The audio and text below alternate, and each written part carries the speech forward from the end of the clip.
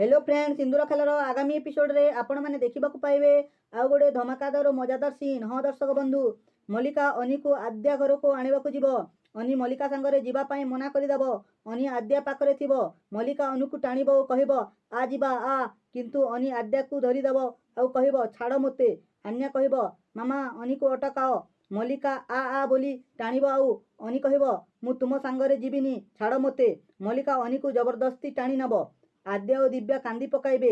आन्या कहब अनी अनी, अनी कहब आज्ञा आन्या कहूथिब। मल्लिका अनी को गाड़ी रे बसाई दब।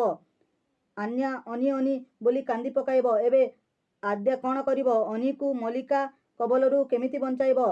आद्या अनी पाई ता बापा पाखकू जीवनी तो जदि जीव अनीर बापा अंश बोली जानी जीव। अंश जदि आद्या को देखीदेव से बंचिथिबा कथा जानी पारिब ओ सबु सत कथा अंश को जना पड़ी जीव। आउ से आद्या और आन्या को ता घर को आनिब कि नहीं आपण माने कमेंट सेक्शन रे निश्चय जणांतु।